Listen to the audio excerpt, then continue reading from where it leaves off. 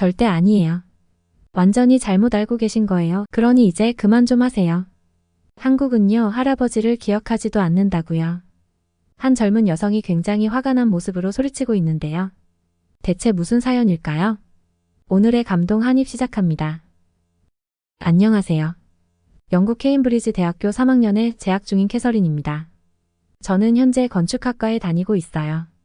원래 건축학에 대해 꿈을 가지고 있던 건 아닌데 어린 시절 할아버지께서는 항상 한국전쟁 참전 시절의 이야기를 자주 하시며 나중에 꼭 힘들고 어려운 나라에 가서 그 나라의 국민들이 일어설 수 있도록 멋진 빌딩들을 지어 희망을 선물하는 사람이 되시길 바라셨었거든요.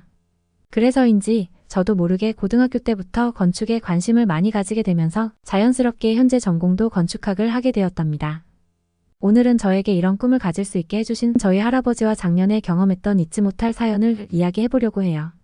저희 할아버지는 19살 때 한국전쟁에 참전하셨다고 해요.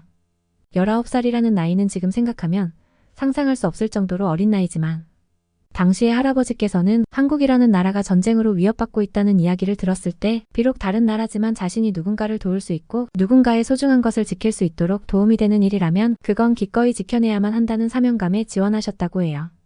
그리고 할아버지께서 말씀하시길 그렇게 지원해서 가게 된 한국전쟁의 상황은 처참함 그 자체였다고 합니다. 눈앞이 보이지 않을 만큼 포탄과 총탄으로 인한 먼지에 아군과 적군을 구분하기도 힘들고 사방에서 총과 포탄 소리에 매일 24시간을 거의 뜬 눈으로 경계하며 지키셨다고 하셨죠. 게다가 갑자기 중공군의 나팔 소리가 들릴 때면 화력이 약한 한국군을 골라서 파고들겠다는 신호였기 때문에 당시 중공군의 나팔 소리는 재앙의 소리였다며 언제 죽어도 이상하지 않을 그런 상황에서도 전우들과 함께 이겨내겠다고 다짐하며 하루하루 전투를 이어가셨다고 해요. 그렇게 사명감으로 한국전쟁에서 싸우던 할아버지는 결국 적군의 포탄 파편으로 인해 오른쪽 다리의 발끝부터 무릎까지 모두 내어주셨다고 말씀하셨죠. 그럼에도 할아버지는 끝까지 싸우고 싶으셨대요. 왜냐하면 이 전쟁은 할아버지가 한국을 지키기 위해 참전하신 전쟁이니까요. 하지만 한쪽 다리를 적군에게 내어주신 할아버지는 더 이상 전쟁에 참전할 수 없었다고 합니다. 이후 고국으로 복귀할 수밖에 없었던 할아버지는 잃어버린 오른쪽 다리보다 끝까지 전우들과 함께 싸우지 못한 것이 너무 미안했다며 언젠가 전우들을 다시 볼 수 있게 된다면 자신이 사과하고 싶다고 그때 함께 끝까지 싸우지 못해서 미안하다고 이야기를 하고 싶어 하셨죠. 할아버지는 고국으로 복귀한 이후에도 마음만은 늘 함께 싸우고 계셨다고 해요. 이후 한국전쟁의 승리 소식을 들으셨을 때에는 기쁘기도 했지만 한편으로는 누워만 있어야 했던 자신을 자책하며 병원에서 아주 긴 시간을 눈물로 보내셨다고 하셨습니다. 하지만 할아버지께서는 다시 한번 시간을 돌린다고 해도 똑같은 선택을 했을 거라며 돌아가시기 전에 꼭 한번 다시 한국에 가서 전우들을 보고 싶다고 이야기하곤 하셨죠. 어린 시절부터 듣던 할아버지의 참전 이야기는 어린 저에게 큰 용기를 주었었고 저도 할아버지처럼 다른 사람들의 행복을 함께 도우며 살기 위해서는 내가 강해져야 한다는 생각에 제가 해야 하는 모든 일들은 정말 열심히 했었어요. 아마도 제가 15살 때까지는 분명히 그랬던 것 같아요. 하지만 저는 16살이 될 때부터 달라지기 시작했습니다. 왜냐하면 저는 커가면서 할아버지의 말들이 할아버지 혼자만의 생각인 것 같았거든요. 몸이 불편하고 나이가 들어가시는 할아버지는 늘 외로워 보이셨고 할아버지를 찾아와서 옛날 이야기를 하는 사람들은 한 명도 볼 수 없었으니까요. 그래서 저는 16살이 되던 해부터 할아버지가 한국전쟁 참전 이야기를 하실 때마다 되려 할아버지에게 화를 내곤 했어요.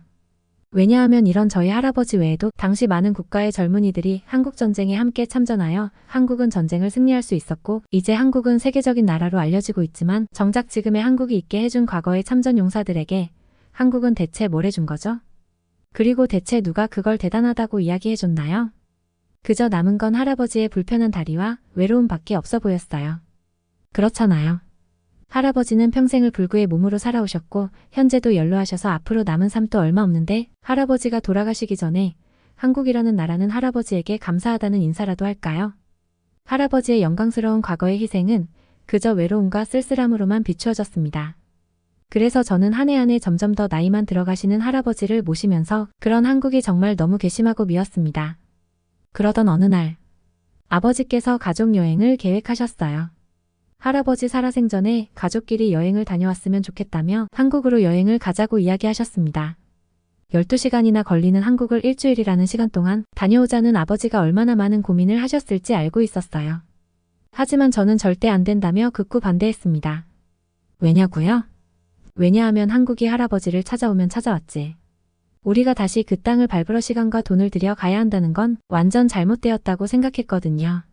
어린 시절부터 제가 대학생이 되는 긴 시간 동안 한 번도 할아버지의 영광스러운 희생에 대해 한국은 이야기해주지 않았어요. 저는 그럼에도 우리가 그 먼 땅을 비행해서 여행을 간다는 것이 납득이 되지 않았습니다.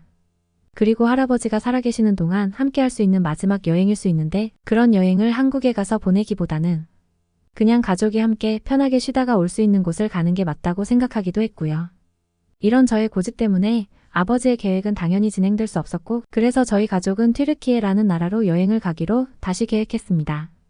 혹시 튀르키예라는 나라를 모르실 수 있으니 설명드리면 과거 터키라는 국가가 국가 이름을 튀르키예로 바꾸었습니다. 다시 이어서 말씀드리면 저는 아버지에게도 할아버지에게도 미안한 마음은 없었어요. 제가 생각한 게 저는 당연하다고 생각했으니까요. 할아버지는 아쉬워하셨지만 저는 멀지 않은 튀르키예로 여행을 가서 편히 쉬다 오는 게 훨씬 합리적인 선택이라고 생각했습니다. 그리고 한 달 뒤 우리 가족은 짐을 싸서 튀르키예행 비행기에 올라탔습니다. 비행기 안에서 저는 도착해서 가면 좋을 장소들을 할아버지와 이야기했지만 할아버지는 창밖만 바라보고 계셨어요. 저는 알고 있었죠. 할아버지가 원하던 여행이 아니라는 것을요. 튀르키예 수도 이스탄불 국제공항에 도착해서 우리 가족은 즉시 호텔로 이동했습니다. 예상했던 대로 편안한 시작이었죠. 그런데 이 여행은 제 생각과는 전혀 반대로 흘러가게 되었습니다. 호텔에 짐을 풀고 잠시 쉬고 있던 그때 갑자기 천둥 같은 소리가 들리며 건물이 흔들리기 시작했습니다. 지진이었습니다. 살면서 한 번도 들어보지 못한 무서운 굉음과 주변이 모두 흔들리는 상황은 끔찍할 정도로 혼란스러웠고 규모 7.5의 지진은 방 안에 있던 모든 물건들과 우리 가족의 정신을 흔들어 놓았죠. 뒤이어 2차로 또 한 번의 큰 진동과 굉음이 일어났습니다. 호텔 안에는 사람들의 비명과 아이들의 울음소리가 들리고 우리 가족은 서둘러 서로를 찾고 있었죠. 그때 제 눈에 할아버지가 보였습니다.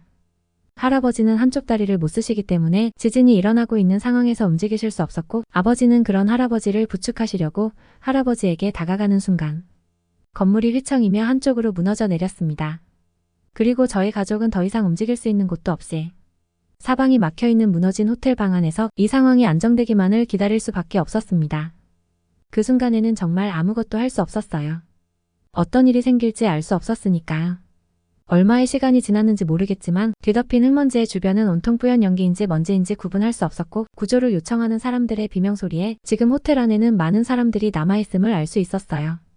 제 옆에서 할아버지를 감싸고 있는 아버지의 불안한 눈빛 그리고 심장 소리까지 들리는 지금 상황에서 할아버지는 가만히 눈을 감고 계셨습니다. 마치 더 이상 희망이 없을 거라고 단정하시고 앞으로를 받아들이겠다는 모습처럼 보였죠. 저 역시도 마찬가지였습니다. 제가 할 수 있는 것은 아무것도 없었죠. 그저 누구라도 지금 우리를 이곳에서 꺼내주었으면 좋겠다는 생각뿐이었어요. 그때였습니다. 누군가 부르는 소리가 들렸습니다. 그때 우리는 마치 모두 약속이라도 한 것처럼 미친 듯이 살려달라고 소리치기 시작했어요. 아버지도 저도 목이 터져라 살려달라고 여기 사람 있다고. 빨리 와서 우릴 구해달라고 소리쳤습니다. 저는 살고 싶었습니다. 아니, 우리 가족은 살고 싶었어요. 행복을 위해 시작한 이 여행이 왜 이렇게 된 건지 다 저 때문인 것 같았죠. 언제 다시 이 지진이 우리를 덮칠지 모른다는 불안감과 간절함이 닿았던 것일까요? 주변을 분간할 수 없는 흙먼지 사이로 저 멀리서 희미하게 주황색의 제복을 입은 사람들이 보였습니다. 그리고 그 주황색의 제복을 입은 구조대원들은 우리 가족에게 괜찮냐며 구조하러 왔으니 이제 안심하라고 소리치며 다가오기 시작했죠. 멀리서 다가오는 구조대원들을 보며 조금씩 희망이 생기기 시작했습니다. 여전히 상황은 혼란스러웠지만 이곳을 나갈 수 있을 거라는 생각에 구조대원들의 지시대로 행동했습니다. 걱정하지 말라며 주황색 제복을 입은 구조대원들은 우리를 천천히 호텔에서 꺼내기 시작했고 어느새 우리 가족은 모두 무사히 나올 수 있었습니다. 정말 신이 있다면 이런 상황에서 신께 감사드려야 하는 것일까요? 믿을 수 없었습니다. 우리 가족이 대피소로 이동하는 차에 탑승했을 때 저는 안도감인지 긴장이 풀린 건지 그때부터 정신을 잃었죠. 몇 시간이 지났는지 제가 정신이 들었을 때에는 제 주변에 많은 구호물품들과 구조대원들이 일사불란하게 움직이고 있었습니다. 그리고 그때 제 눈에 보인 건 우리 가족을 구해준 주황색의 제복을 입은 구조대원들이었습니다. 구조대원들의 등에는 검정색의 선명한 글씨로 코리아 한국이라고 적혀 있었고 저는 안도감인지 긴장이 풀렸던 탓인지 그때부터 다시 정신을 잃었습니다. 튀르키예의 지진은 많은 부상자와 희생자를 만들었고 소중한 사람들의 많은 것을 잃게 만든 국가적 재난이었습니다. 우리 가족 또한 목숨은 건졌지만 완전히 안전한 상황인지 알 수 없었기에 가족 모두 대피소에서 치료를 받으며 영국으로 다시 돌아가기 위해 튀르키예의 상황이 안정되기만을 기다렸습니다. 상황은 금방 안정되지 않았습니다. 게다가 비행기도 뜰 수 없었기에 우리는 간호원들과 구조대원들의 보살핌을 받으며 회복에 집중하고 있었어요. 할아버지는 자신이 항상 이야기하시던 한국이 이번에는 우리 가족의 목숨을 살려준 것이라며 직접 한국은 가지 못했지만 이렇게라도 한국이 잘 되어 다른 국가들의 어려운 일들을 도와준다는 사실이 놀랍고 고맙다고 이야기했습니다. 그 이야기를 들은 대피소의 주변 사람들은 모두 함께 놀라워했지만 저는 할아버지에게 저들은 그저 자신들의 일을 하는 것뿐이라며 할아버지가 생각하는 그런 게 아니라고 이야기했었죠. 경찰이 경찰의 일을 하고 소방대원이 소방대원의 일을 하는 것처럼 그냥 저들도 자신에게 주어진 일을 하는 것뿐이지 않나요? 뭐가 고마워해야 할 일이라는 건지 저는 정말 그렇게 생각했었습니다. 할아버지가 오바한다고요. 하지만 우리가 다시 영국으로 떠나기 위해 병원을 나서던 날 제 생각은 완전히 달라졌습니다. 모든 상황이 안정되고 우리가 다시 영국으로 돌아갈 수 있게 되던 날 아버지가 할아버지의 휠체어를 밀며 우리 가족은 병원을 나섰는데요. 병원 문을 나서던 순간 저희 가족은 모두 깜짝 놀랄 수밖에 없었습니다. 병원 문 앞에는 주황색의 제복을 입은 구조대원들이 우리 가족이 나가는 길을 따라 양옆으로 일렬로 늘어서 있었고 저희 가족이 당황하여 멈춰있던 그 순간 양옆의 구조대원들 사이로 한 사람이 다가오고 있었습니다. 한국구조대의 대장이었습니다. 한국구조대의 대장은 할아버지 앞까지 걸어와서서 격리를 하며 구조대원들을 향해 소리치듯 큰 소리로 외치기 시작했습니다. 구조대 여러분, 오늘은 자랑스러운 날입니다. 지금 우리 앞에 계신 분은 우리 대한민국의 역사와 현재 우리가 이 자리에 있을 수 있게 해주신 영웅이십니다. 70년 전 한국전쟁에서 함께 싸워주신 영웅이시며 이는 우리나라가 그리고 우리가 평생 잊지 말아야 할 일입니다. 우리는 이번 튀르키예 구조에 파견되어 많은 희생을 막은 것도 대한민국 국민으로서 영광스러운 일이지만 국가 영웅인 한국전쟁 참전용사님과 함께할 수 있었음에 감사드립니다. 앞으로도 대한민국은 그리고 우리 구조대원들은 단 한순간도 참전용사분들의 뜻을 잊지 않고 세상에 힘들고 어려운 이들을 돕는 일에 우리의 사명을 다하겠습니다. 그리고 뒤로 돌아 외쳤습니다. 전 구조대원들은 참전용사님께 대하여 경례. 한국구조대의 대장이 말을 끝내자 동시에 모두가 약속이라도 한 듯 할아버지와 우리 가족을 향해 양쪽에 서 있던 구조대원들은 경례를 외쳤으며 구조대의 대장이 다시 할아버지에게로 돌아 경례하였습니다. 그리고 저희 할아버지는 눈물을 흘리며 한참 동안 자리를 떠나지 못하셨습니다. 저는 한국이 70년 전 전쟁의 역사는 이제 잊고 자신들의 이익만을 위해 과거를 잊어버린 나라라고 생각했었는데 제 생각은 정말 잘못된 생각이었던 거죠. 한국은 할아버지를 절대 잊지 않고 있었습니다. 언제라도 한국전쟁에 감사함을 전하고 싶어서 기다리고 있었던 거였죠. 영광스러운 모두의 환영을 받으며 나서던 그날 할아버지의 휠체어를 밀면서 나오던 그날이 아직도 생생합니다. 영국으로 다시 돌아오는 비행기 안에서 저도 그리고 아버지도 그런 할아버지를 보며 눈물을 멈추지 못했습니다. 저는 왜 한국이 역사적으로 훌륭하고 민족의 정신이 우수하다고 하는지 알 수 있었습니다. 지금 한국의 K-팝, K-뷰티, K-푸드 같은 세계적으로 열풍인 문화들은 단지 하나의 유행이 아니라 한국의 정신이 세계 각국으로 뻗어나가는 것이란 걸 알 수 있었죠. 다시 생각해도 제가 너무 부끄럽네요. 이 자리를 빌어서 우리 가족의 목숨을 살려준 한국 그리고 저희 할아버지가 평생을 기다려온 영광스러운 순간을 만들어주신 한국의 구조대원 분들께 다시 한번 감사드립니다. 저는 지금은 영국으로 돌아와 대학 생활을 마무리하고 있습니다. 그리고 어린 시절 할아버지가 바라시던 대로 타인을 돕고 함께 행복을 만들어가는 사람이 되기로 결심을 했죠. 힘들고 어려운 나라에 가서 제가 배운 건축학으로 그 나라의 국민들이 하루라도 빨리 다시 일어설 수 있도록 돕는 일. 저는 그런 사람이 되기로 했습니다. 할아버지가 제게 말씀하시고 보여주셨던 것처럼 말이죠. 그리고 이번 졸업과 동시에 한국에 가서 한국의 민족 정신이 깃든 건물들과 민족의 역사를 공부하려고 합니다. 한국은 어려운 일들을 헤쳐나갔던 위대한 나라니까요. 이제 할아버지는 더 이상 제 곁에는 안 계시지만 이런 제 모습을 하늘에서 보시면서 늘 응원해 주실 거라고 생각해요. 여러분들도 저를 응원해 주실 거죠? 긴 내용 읽어주셔서 고맙습니다. 다들 한국에서 봬요.